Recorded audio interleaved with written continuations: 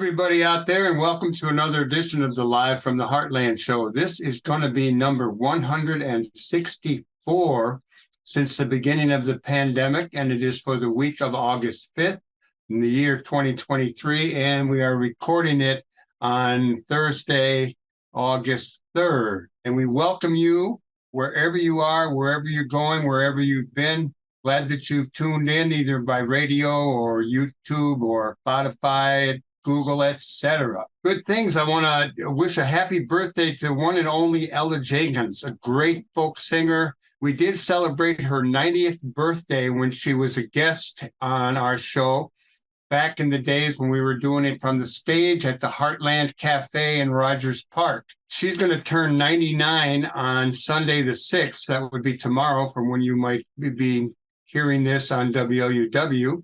And our music producer, Lynn Orman, has been working with Ella, being her publicist for now 32 years. If you're watching this, you're going to see some pictures I took of Ella in 99 at a concert with Pete Seeger at the People's Church on Lawrence in Chicago, and a picture I took of her when we celebrated her birthday in 2014 at the Heartland. Happy birthday to you, Ella. On the union front, it's not clear where this Teamsters potential strike is going. We did Yellow Freight declared bankruptcy, and they're blaming the Teamsters. My union SAG is still out, and so is the Writers Guild, although they're, I believe, starting to talk to each other again on that front. On the Bring Chicago Home front, that's a grassroots movement of Chicagoans committed to creating a dedicated revenue stream to deal with homelessness. And we're going to have someone on that soon, but someone talking about Bring Chicago Home is going to be at the Network 49 meeting this Thursday coming up, the 10th, 7 o'clock at the park on Greenleaf, 1230 West Greenleaf. Okay, moving right along. I want to have a shout out to Renault Robinson. A wonderful police officer, wonderful human being. He passed away, and a little bit on him that I got from Media Burn. I'm going to read it. In July, the world lost a hero when Renault Robinson passed away, a leader who fought against discrimination within the Chicago Police Department. His lasting impact is still felt in the city. There's a video of Studs Terkel interviewing him, which you can get at Media Burn. And they go on to say that Renault was born on the South Side in Woodlawn in 42, rest year. Robinson joined the Chicago Police Department in 64. In 1968, he co-founded with Howard Sappel, I believe, the Afro-American Patrolmen's League, now known as the African American Police League. The organization was founded to encourage more Black people to become police officers and to improve the department's treatment of Black citizens. It came at a price, though. The League's advocacy for citizens led to an increase in civil rights lawsuits against the police department for discrimination. In retaliation, Robinson and other members of the African American Patrolmen's League were constantly suspended, threatened with dismissal, and given degrading assignments. Robinson was even sent to patrol the alley behind the police station where he worked. But he stayed on the force till 83. He spoke out often. In 83, he went on to serve as the chairman of the Chicago Housing Authority. He passed away in July, survived by his wife Annette and children Renault Jr., Brian, Kobe, and Kivu. He was a wonderful guy, and we're going to miss him, but his impact is clear. The Chicago Police Department has plenty of issues, but it certainly has improved from back in the day. Okay, last week we had Charlie Musselwhite talking about music history here in Chicago and his own history from 1962. By the time you see this, he will have played with Elvin Bishop up at Ravinia, and hopefully I'll give you a report next week how that concert went. We also had Marilyn Katz talking about Israel, and you can get both of those at youtube.com/heartlandmedia/videos. Okay, I think that's it. Got a couple of good guests coming on today. I'm going to have Lincoln Bergman and Claude Marks out in California talking about the Freedom Archives, a little bit about Cuba, the 70th anniversary of the Moncada Barracks attack.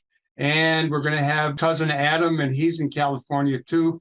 He is my cousin. He's the guy I go to for good information on sports, film, etc. We're both in the Screen Actors Guild. We've worked in some films together, and he played football at Northwestern and has been following very closely the little hazing scandal that's going on up there. So we'll be right back after a little music with our first guest. Welcome back to Live from the Heartland for the week of August 5th, the year 2023. I'm Michael James, and regular listeners to this show know that we've had people talking about Cuba over the years. We had the late, great Pat Gleason on.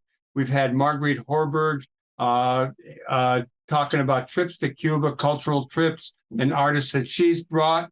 And, she is the director of Hot House, and they have a new location that we'll talk more about in the future.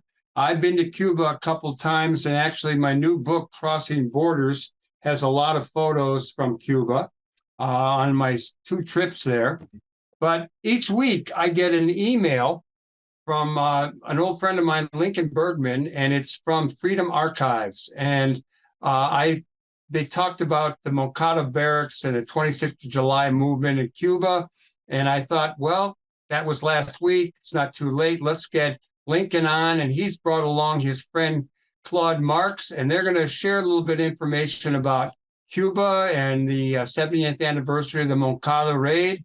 And we'll also talk about Freedom Archives. And then we'll hear a poem from Lincoln about Cuba. So good morning to you, gentlemen. How are you? Or good morning, afternoon, wherever you are, whatever time. It's morning. We're in Berkeley, California. Claude is actually the director of the Freedom Archives. And several others are co-founders. And since 1999, 2000, the Freedom Archives started first in San Francisco, and now we're in Berkeley after 22, 23 years. Claude and I have been to Cuba a fair amount. I've been 3 times. I think Claude has been quite a bit more. So glad to talk about it and to mark the 70th anniversary of the attack on the Moncada Barracks. Well, Cuba's a wonderful place. I really loved it the times I've been. We used to bring the band Mescla here after the Bush years or before the Bush years, when we could bring the band in. And I like to follow Cuba. So why don't you guys fill us in on the historic date of the 70th anniversary of July 26th, what went on and what you see going on in Cuba today? Well, July 26, 1953 was an attack on the second largest fortress of the Batista tyranny. And Fulgencio Batista was a terrible, brutal tyrant, completely under the control of U.S. empire, the U.S. imperialism, but just horrendous and hated in Cuba, the Batista regime. And this was the second largest fortress of Batista tyranny. There was quite a lot of, a protest, student protest. Fidel Castro was a student and a law student. They organized a movement. They organized clandestinely to attack on July 26, 1953, this fortress in Santiago, Cuba, a very beautiful city, sort of like San Francisco, looking out over the sea on the eastern far end of Cuba. And it was done secretly. It was the days of Carnival in Santiago, Cuba. So it provided a way to sort of operate under the wire. Some of them opened up an alleged chicken farm outside Santiago, though the guy across the street, across the road, liked them a lot, but didn't see any chickens. Nonetheless, they were getting ready, whatever arms they could get, and they had the attack. The attack was carried out there and in another smaller fortress in Bayamo, and it failed miserably for any number of reasons. Some of it was miscommunication. Some of it was moving too early. Fidel later said the forces were divided and so on. So many, more than 100 people attacked the Moncada Barracks, and many were killed, either there or more killed and tortured in prison afterwards. And that is, Fidel was imprisoned. There were 2 women, Aide Santa Maria and Melba Hernandez, that were part of it. They were in prison and others were in prison. There was torture and so on. This is later on, there was a few years later, there was a pardon. Fidel was able to get out. They went to Mexico, took the Granma boat over to Cuba and launched the revolution, which eventually succeeded. So they see Moncada, they talk about her as a setback that led into victory. And it was essentially the catalyst, the spark that led to the Cuban Revolution. And it's now the 70th anniversary. It took place in 1953. Let me just throw in here a little odd thing. When I was in Cuba, I think the first time in '91, I went to the Museum of the Revolution, and they had I believe it was a 1947 Pontiac Fastback that was used in the raid on Moncada Barracks. Yeah, amazing. Yeah, no, to visit. That was quite a museum, I got to say. Talk about oppression, talk about shackles and chains. They showed all the stuff. Yeah, to visit there is very moving because now, in addition to a museum in Santiago, there's a primary school. So the flowers of the revolution, I once said in a poem, grow now in Moncada after that terrible setback. Well, what's your sense of it? Since you guys have been traveling there, what's your sense of where things are at? I got an email from Pablo Menendez, who brought the band Mescla to the States over and over. He grew up in Berkeley. His mother's part of Maine.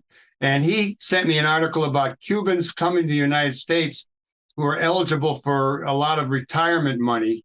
And not a lot of money, but they do get a stipend every month. Most of those people said they liked Cuba, but they got a little more money, and in their old age, they came here. What's your take on where the Cuban Revolution is at, some of the challenges, some of the good things going on, and how people might contact their elected representatives to get a better deal for the Cuban people and our relationship with Cuba? Well, we were just there recently doing some work with the Literacy Museum.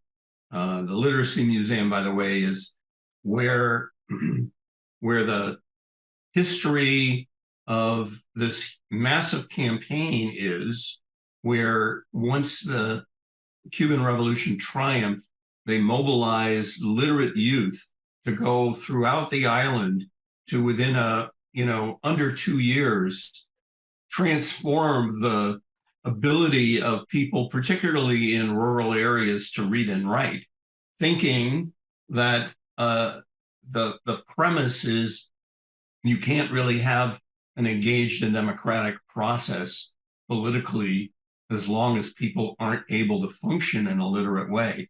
So this was a number one priority. Anyway, we were there doing some work with them. The conditions in Cuba are particularly challenging in a period like this because of the history of the embargo by the United States, which is an attempt to increase the suffering of the population with the idea that it will rebel against the government and the leadership and the direction set forth over the last years. The reality, however, while the conditions are very challenging, people are not happy about this, the ability to more readily feed people or engage in global trade, or the shortage of gasoline to power buses and trucks, to make food distribution something attainable. All of these things are impacted by the United States trying to derail the ability of Cuba to survive. Despite that, and despite the fact that some people are able to leave because of the economic conditions, not because they hate what Cuba is, there's a tremendous kind of level of nascent resistance that are very broadly experienced there. We stayed in a very simple place, ate what the workers ate, walked to work every day when we went, to really get a sense of an immersed experience that wasn't based on hotels and tourism. And we really felt strongly that the level of unity and the understanding of what the source of the challenge to the Cuban population, that being the United States-led embargo, that's a very universal feeling with all the complaints that exist. There's universal free education, nobody's starving, You don't see homeless encampments like you do in the United States. You know, people's quality of life in terms of their health is far better and exceeds that of the United States, even though they're denied the benefits of getting ibuprofen, for example. Something fairly basic. So when you go there, and we brought like a suitcase of essentially medical supplies with us when we went, because, you know, we didn't want to show up totally empty-handed. And, you know, this is a consistent feature of what solidarity travel to Cuba looks like. And despite that, you know, as a nation globally, they send medical professionals to hundreds of countries in the world and are able to respond to natural disaster in a way that's totally unprecedented, despite the fact that you know, the internal conditions are challenging. So it's something pretty amazing as a contribution to the global well-being, if you will, that this attempt to create a socialist society, an egalitarian and a just world, that Cuba makes that contribution, even though, you know, the United States at every conceivable turn is trying to isolate them and destroy what's been built. Am I correct that Cuba, you talked about the literacy campaigns, that they now have the highest literacy rate in the Western Hemisphere? I'm sure that's true. Yeah, Yeah. very high. Yes, it's very It's like high. 97%. Yeah. It's higher than the United States. Yeah. Well, Right. we're going down in a lot of ways. Right. Yeah. The Freedom Archives has had a long-standing connection with Cuba in various ways. Not long after Claude and I first met at KPFA in Berkeley, the Pacifica station, we did a program together called The Real Dragon. But not after several years of that, I was invited to work at Radio Havana, Cuba, which I did for a year. So I learned a lot about Cuba there. And then later on, the Freedom Archives has made different productions, CDs and videos and so on. And we made a film. Claude led in making a film, COINTELPRO 101. And that appeared at the Havana Film Festival, a very famous, beautiful film festival. And we've been there many times. So that's a connection that the Freedom Archives has with Cuba, and a long-standing one. And one, as Claude said, he and Nathaniel Moore, the other co-director, just went to Cuba in the last couple of months to help with the Literacy Museum. When you were there, I mean, has tourism started to pick up again at all? Or is it still just, you know, they were counting on tourism. It kind of forced into it, you know, and I've been seeing shows on TV, documentaries kind of on wildlife in Cuba, and there are animals and insects and birds that are nowhere else. So there was a cranking up of the tourist industry for a while. But I think that the COVID, along with the, you know, the US's embargo, has really hit that. True or no?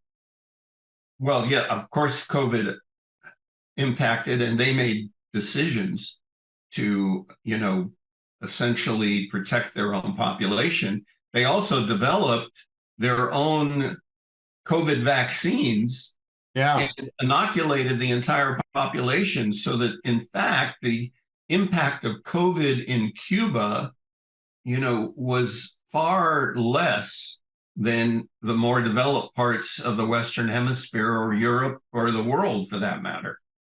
So, you know, this is part of their kind of their prowess medically includes a huge biotech sector that successfully created vaccines that in turn were shared with other parts of the world, that in a lot of ways were equally, if not more effective than those developed by the United States.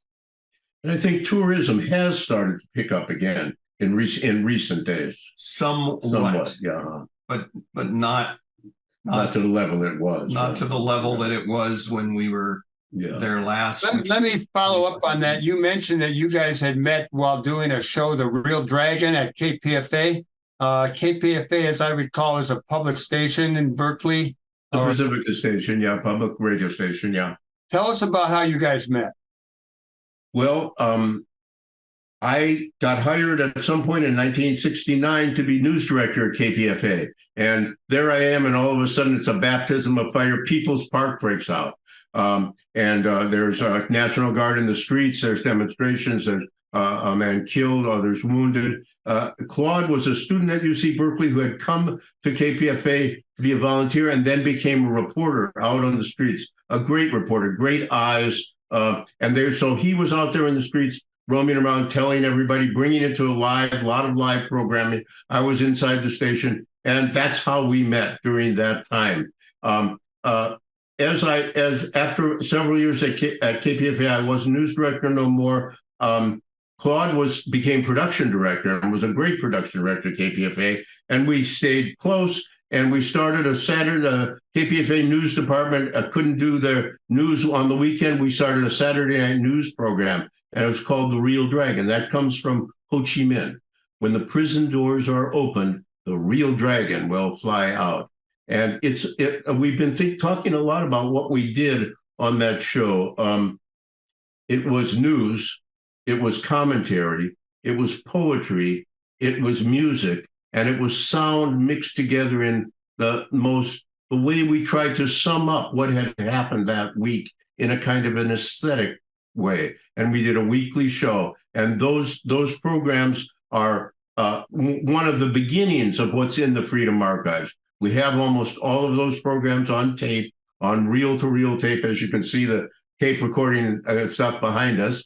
And then other shows followed. Nothing is more precious than independence and freedom. And then freedom is a constant. Freedom is a constant struggle. The old civil rights slogan began until the mid-90s. So we have weekly shows from that time. And we also work very closely with the Third World Department at KPFA. And we have great Latino and other related programming here in the Freedom Archives too. So that was a start, but the Freedom Archives has grown tremendously since that start. Maybe Claude could say something more about some of the other collections and projects that Freedom Archives has done and is doing. Yeah, I'd like to hear that. And I just want to, I don't mean to be pushing my own stuff too much, but I do want to say that if you guys are ever interested in the Live from the Heartland show, we've been doing it for 20 years. We have a lot of them on video. They're up every week at youtube.com. And, we'd love to have some of them included with you guys. Just throwing that out there. I hear that. That's great. So over the years, we've gathered programming that is largely audio, but also some video. That's a product of a number of different collective groups that come together initially in the 70s. We've also acquired material from people that probably aren't remembered or known, but like a Colin Edwards, who was a Welsh nationalist, very much about challenging the nature of the British Empire and the United States, who's fortunately very dedicated to covering things like the Black Panther Party, the Palestinian struggle, worked to make a living by producing programs for the BBC and the Canadian Broadcasting, but who lived in Berkeley. So while I was a teenager, I started being one of his tech support people. And through many years and long-term relationship, after I come back, it turns out Colin has passed, and the family is insistent that his body of work not be housed in an institution of education because of the conservative nature of what they are, and are thrilled at the opportunity that we acquire his entire body of work. So that's typical of how we've approached acquiring additional material. And we have lots of documents now, pamphlets, leaflets, and all that kind of thing that from that period of time. Are you limited to a certain period of time, or are you going to expand it and keep going on up closer to the present? Our expertise is focused starting with the 60s and probably through the 80s. And, we have all that we can do to keep up with, the influx of that kind of material. And there's a lot of people that, particularly with the web and the ability to archive things on the cloud, that are really taking care of the current period. So we're sticking to what we do well and what's unique in that sense. And we've made programs from the materials we have, updated them, so on. I mentioned COINTELPRO 101, the film, a lot of things on political prisoners as well, on the Chicano movement. If people go to freedomarchives.org, they can see a lot of what we do. If they see a pamphlet or something that's interested them, many of them are downloadable PDFs and so on. So that's a good thing to go. We can check out all of our programs. There's been many. Some are audio, some are video, like I said. Is there competition for archival material? I'm in on this group of early SDS people, Students for Democratic Society. And there are some people, particularly out of Austin or out of the South, who have been encouraging people to take their papers or whatever they've got and donate them to the Briscoe archives at the University of Texas. I'm here in Chicago by DePaul University, which has a Young Lords organization, some Panther stuff, some of the Rising Up Angry. I'm just wondering, there's a active movement for many years. There's a lot of people got a lot of information. Are people in the archival world going after people with the stuff? Are they cooperating, sharing?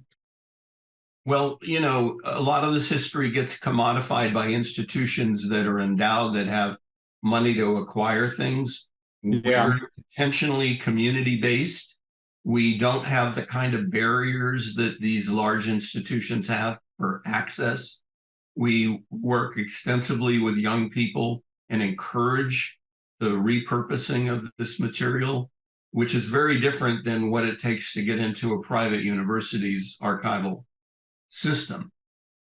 So in that sense, we're trying to stay more true to the intent of the creation of these materials in the first place. And we work cooperatively with other radical archives, of course, around the country. But we don't. What are some of those other radical archives?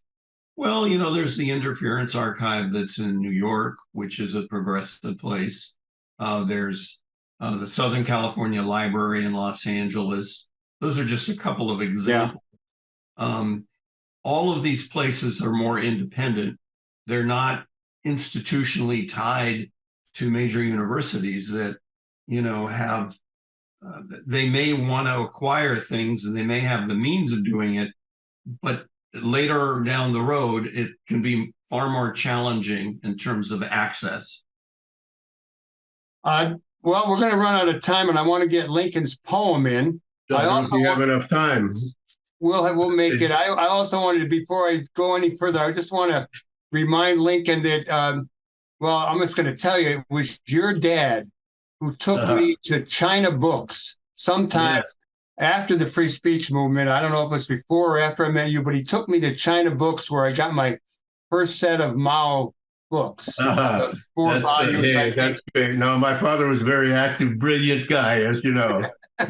glad to hear that story. Okay, one more time, how people go to the Freedom Archives, how they maybe can get a hold of you, and then Lincoln, read us a poem. So it's freedomarchives.org, real simple. That's the way to do it. And the poem is The Night Before Moncada. The night before, the night before, the night before Moncada. How did you, who were there, prepare? Did not fear rise inside your stomach, spread to your head with all the strength it gains when you know tomorrow you may be dead? The night before, the night before, the night before Moncada. Did not your eyes and mine perceive reality with the immense intensity of the kind only freed when human beings meet with historic destiny? You were there in Santiago secretly, in the restaurant, eating with a few other comrades, days of carnival, of masked costume festivity, days of carnival. You were there in Santiago secretly eating in the restaurant. At other tables, people sat and talked and laughed. The tree of liberty, life moving on in Santiago, good and evil, hate and love, the sea below, the stars above, Santiago de Cuba, life with a few who loan, many who have to borrow, life with all its joy and sorrow. The other people eating in the restaurant did not know what you would do tomorrow. How many maybe agents of Batista do you see? No, it can't be. Fears about security, a cry, a shout, try not to nervously look all about. The night before, what did you and your comrades talk about? The night before, in a cheap hotel room, the next morning, coming so soon, sounds of Santiago night, thin walls, voices from the next room, thin walls could not dilute the argument between a man and a prostitute. On that night, what a heavy impression it made, the argument about how much she should be paid. In slavery and sorrow, the other people did not know what you would do tomorrow. The night before, Moncada. Did you not wonder too if it was the wisest thing to do? Doubts can't be blindly stamped out, rather thought about, analyzed, and debated. Contingencies anticipated. Doubts can't be blindly stamped out, rather thought about, carefully struggled out. The people of our land live in misery, degradation, and corruption, terror of tyranny. Listen to their cries. The people of this land shall surely rise. The revolutionary struggle is in the world, in Cuba and in Santiago. That is true. The revolutionary struggle also takes place in you. It's not as though you haven't thought it through before. It just gets more and more. You have agreed to join Freedom Conspiracy because of so much that you knew before, your love for life and people, a comrade's grip, your hatred of oppression and this dictatorship. Perhaps a patriotic song or any unsung melody runs through your brain. What can be done to prepare for pain? Perhaps some lines from revolutionaries of the past, the ones you love, the faces that you see, the tree of liberty, your family.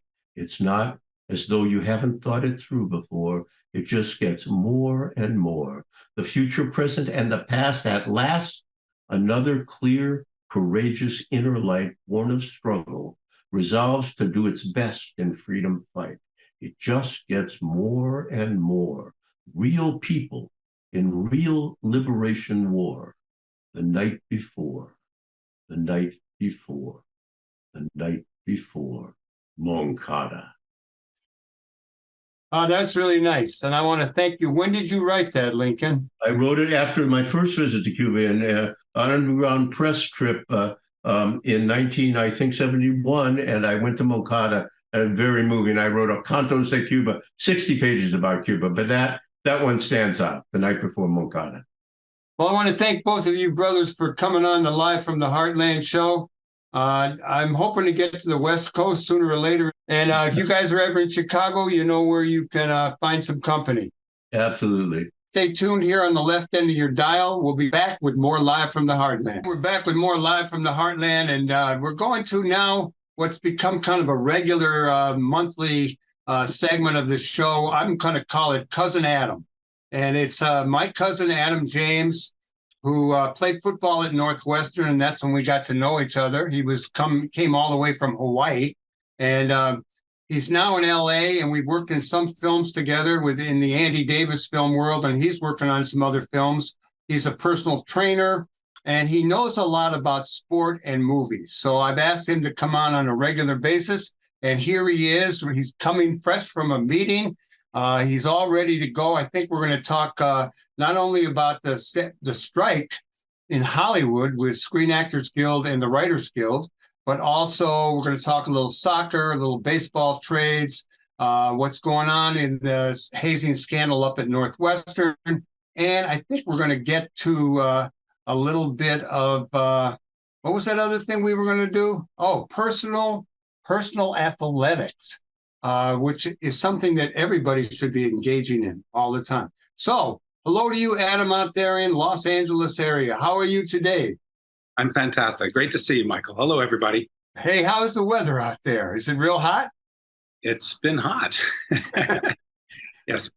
We were lucky here. It's it hasn't gone much in over 85 here along the lake. It's quite cool today. Very nice. I How's the always humidity? said this is the center of the universe, and this Yeah. is where people should come and live, including Summer. people that are being shipped up here when they cross the border. Okay, so what do you got for us today, Cuz? Well, first of all, we were going to talk a little bit about the strike, and of course, the Heartland audience are very union oriented and pro union, and we greatly appreciate that. There was a rally held in New York City last weekend for the SAG-AFTRA strike, but also the writers. And what was impressive to me was how many fellow union people came out in support, not just members of these two unions, but also unions in general, standing together. It was a Times Square rally.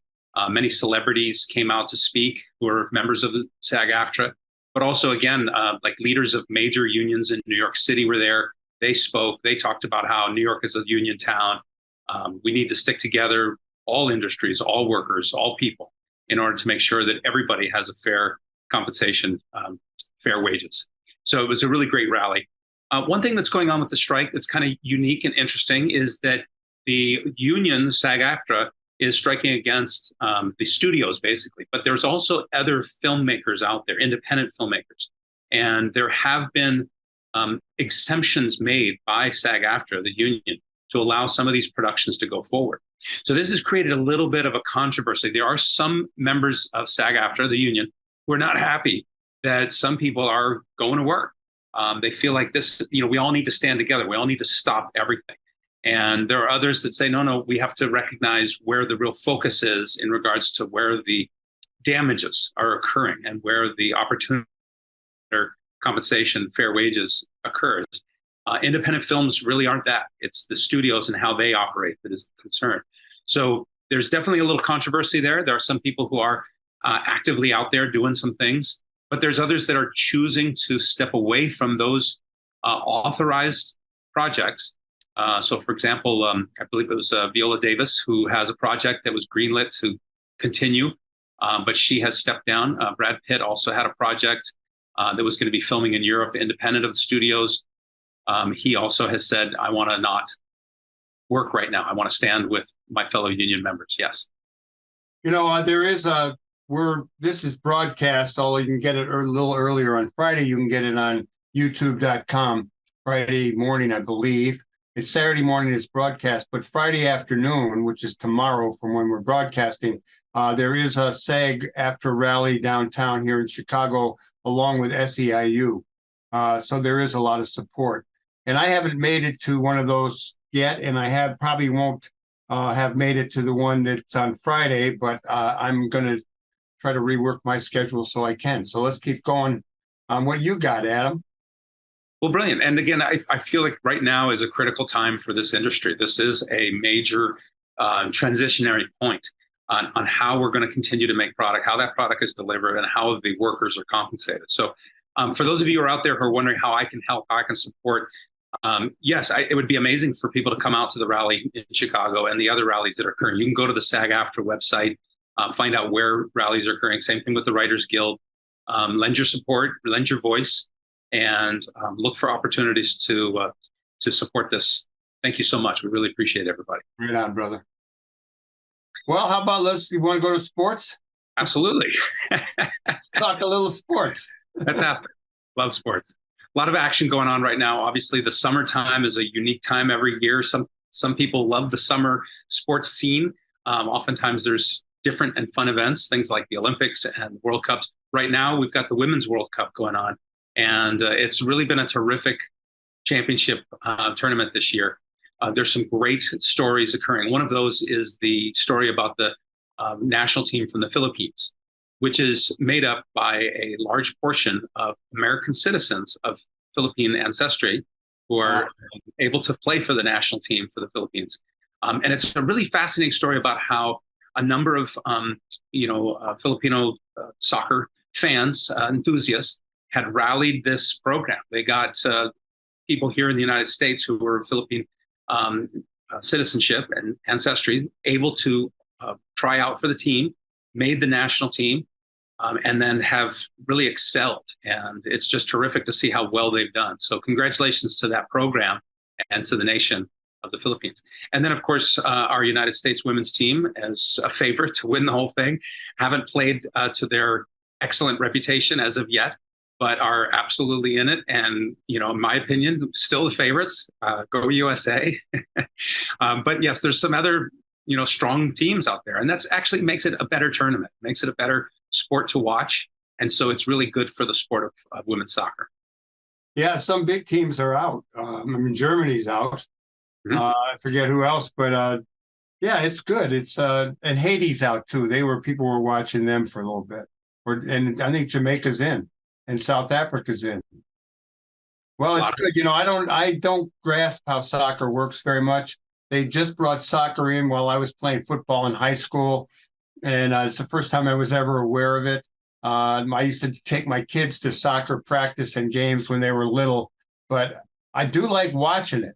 I'm watching it more and more. And although you really got to get up in the middle of the night to watch the U.S. play, but I did wake up in the middle of the night to check their last game score.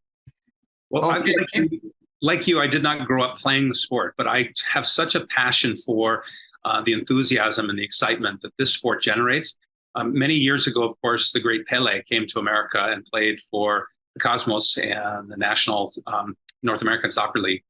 But right now, there's a new superstar, Messi, who has come to the United States. It's kind of a similar story in that this superstar player, who is unquestionably the best in the world, has chosen to come and play for a team based in the United States, in this case, Miami. And in last place. but you know, again, it's just part of building the sport, growing the sport, building that excitement. And he had a tremendous first appearance in that first game, second game as well. You know, that team will do well this year. Might not win the whole thing, but it just adds a lot of value, excitement, and energy to the sport. And he's younger while he's here than Pele was. Yes. Yeah, he's pretty impressive. I've been watching the news clips. I haven't watched any of the games with him, but there's plenty of pictures of him kicking a goal. He does that quite a bit. Let me see. How about baseball? You know, you're out there in California. I don't know. I think you used to root for the Yankees. And I am going to go to a Yankee White Sox game on Monday night. One of my favorite players, Lucas Giolito, and you know, a couple other players from the White Sox have all been traded away. And that's been going on around the league. Are you following this, and you want to give anybody a little bit of information? Sure, absolutely. Well, for those of you who aren't huge baseball fans, this is the time of year when the trade deadline occurs. So it literally happened 2 days ago. Tuesday was the trade deadline. What happens in the sport of baseball is that teams that are in contention to possibly make the playoffs, possibly win a championship, they tend to want to trade for a player who's going to help them now. And they're willing to give up some future star players who aren't necessarily at their best, but could be.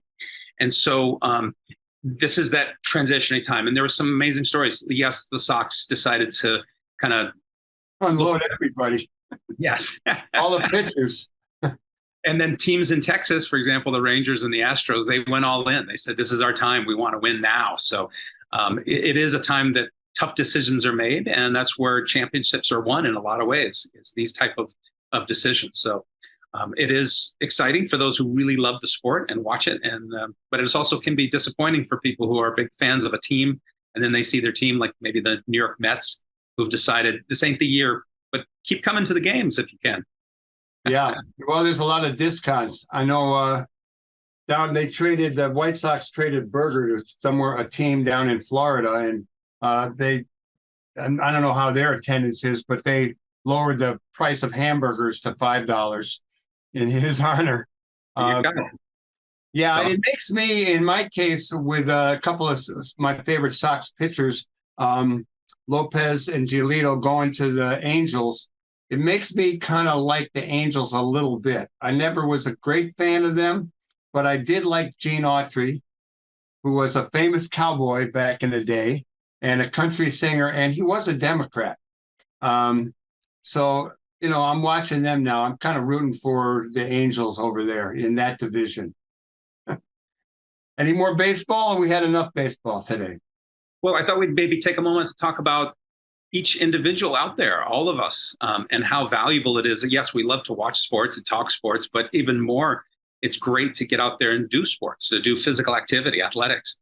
So kind of on a wellness note, I wanted to take a moment to kind of encourage everybody out there, if you aren't currently involved in some type of physical activity, whether it's a sport or a workout program, to get started. And maybe we can cover a few tips on that today. Michael, what do you think? I think that'll be great. And then when we're done with all that, we'll go back to Northwestern football. Perfect. That sounds great. Well, what I want to just start with is just how important it is to start here. It's your attitude. It's your state of mind in regards to your approach to health and fitness. If you believe it's something that's important and valuable, and you have an enthusiasm for it, you're going to do it and you're going to enjoy it. You're going to get a lot out of it. So it really starts with that. I encourage people to have kind of a general attitude about exercise. It's kind of like brushing your teeth and taking a bath. You kind of need to do it on a regular basis. And if you do it on a regular basis, you're going to see really positive results. So that's to start. But it's so important to find something that you love, something that you enjoy, something that you gather with others, if that's what you like to do. And there's some other values that come from it, because if that's the case, you're going to do it more. So perhaps there's people out there that might like to start a softball game or a volleyball, whatever that sport might be that gets you out there. Pickleball is extremely popular. Have you been trying pickleball? I pulled my hamstring the one time I tried it, but I'm open to trying it some more. Well, good. Well, and that's actually segues into something that's also really important, especially for those of us as we get a little bit older, which we all do if we're lucky. It's important to make sure that you're being cognizant of all your health aspects as you start an exercise program. If you have some severe challenges, see your doctor, get some advice before you get started. I also highly recommend, you mentioned earlier that I'm a personal trainer. I have incredible respect and appreciation for those that dedicate themselves to the health and fitness world. So if you are starting this process, this journey, I encourage you to talk to somebody who is in this field. Talk to a personal trainer, a group exercise instructor. Ask for some advice, some suggestions, some tips, and that's going to help a lot. Yeah, I think everybody is kind of born an athlete, full of energy and jumping around and playing and all that. And along the way, that gets taken out of us, out of some of us. But there is a lot of good things that go on in sports. I mean, learning how to work together, learning how to be aware of yourself and improving your own situation. Yes. And it's good for the planet too, and it's good for the body. Keep breathing in that oxygen. And what's 100%. Your personal workout these days, Adam? I mean, you were on end when you were playing football at Northwestern. You went about 260 pounds. You're about 6'6". And then a couple of years later, after you were done with playing football, you were like real skinny as a rail. You were down to about 210, maybe 220. How much you weigh these days? And what is your personal regimen? I know you train some people, but what do you do for yourself? Well, weight-wise, I'm about 240, 245. Well, you got back up there. And exercise-wise, I am a martial artist, so I practice martial arts daily. I do a variety of different martial arts, and of course, I have my own organization, Rainbow Warrior Martial Arts. So I'm somebody who believes very strongly in that activity. A lot of passion for that. In fact, this weekend, when this show is airing, I'll be at Dragon Fest. I talked about that on a recent show. Dragon Fest is an annual fundraiser, expo, trade show for the martial arts industry here held in Southern California. It's to benefit the Martial Arts History Museum, which is located in Burbank. And it's a lot of fun. It's also a celebration of martial art movies, action movies. So there's a lot of action celebrities there, a lot of martial arts celebrities, a lot of fun. So if you're in Southern California, or if you want to take a drive out here or flight, Dragon Fest is a lot of fun. Check us out. But again, people can get out there and do anything, whether it's martial arts, tennis, golf, just get out there and walking, running, swimming. Yeah. Riding a bike, pogo stick. The Rainbow Warrior Martial Arts of yours, is there a website to that? Or absolutely, it's really easy. It's rainbowwarriormartialarts.com. And we got to post that, and I'm going to go look at it. I've never looked at it. Okay, well, the way we started getting you back in it's been a last time and this time too, was we have this situation with our beloved football team up here in Evanston, which is about 5 miles away from where I am sitting right now. and I was up there this morning when I went to the Y to do my swim. We'd have a scandal that it's in the news still here. There was a former quarterback who yesterday is suing Northwestern football program or the university. What do you got? I know I've been pumping you on this for a few times now, but it's still ongoing. What do you know? Well, as we talked about it, obviously there was a hazing that had been going on at Northwestern that had come to light and had cost the football coach and the entire program major pain. Football coach has been let go. He's been terminated. He's suing the university back in an effort to, claim wrongful termination. And it's really unfortunate. Something that you and I discussed when you first brought me on this is that hazing is nothing new. It's been going on in sports and in society. Anytime people have gathered, there's been, and this is basically organized bullying. And oftentimes organized bullying in a way that is authorized or approved or allowed or condoned by those truly in power, so to speak, to control this kind of thing.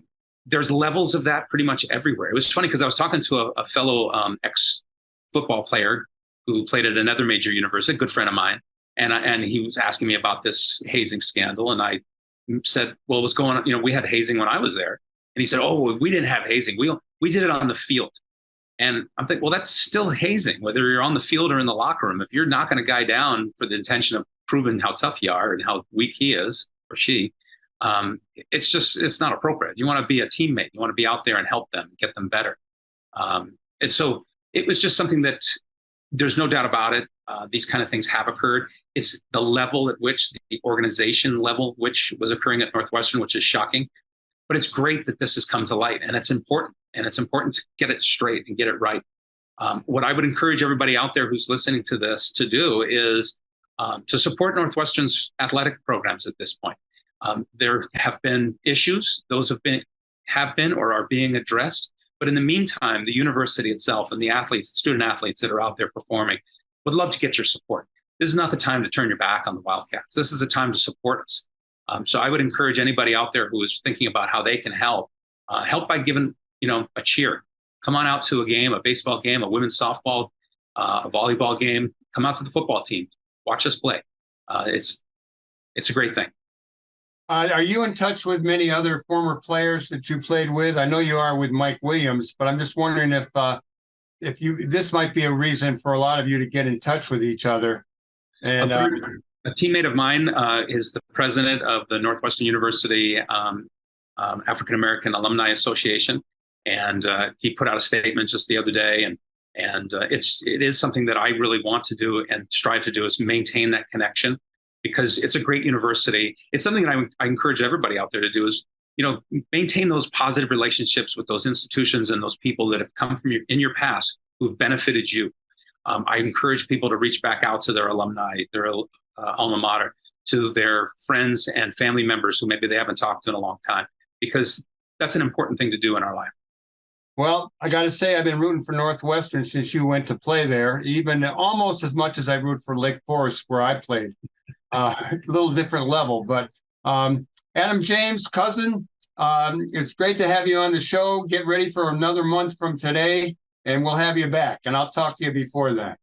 Fantastic. Thanks for having me. Right on. Well, we want to thank you all for tuning in live from the Heartland for the week of August 5th. I want to thank our guests for today, Adam James, Lincoln Bergman, Claude Marks. I want to thank our engineer, Hal James, and I want to thank our kind of advisors, sometimes hosts, Katie Hoken and Tom Clark, and our music producer, Lynn Orman. Next week's show, August 12th, we'll see what we got. Anyone's interested in coming on the show, feel free to contact me at fatback@aol.com. We're always looking for more guests because we put 2 or 3 on every week, and there are 52 weeks in a year. So remember to do good in the world. The world needs all that you do, that I do, that we do together. All power to the people. Have a great week.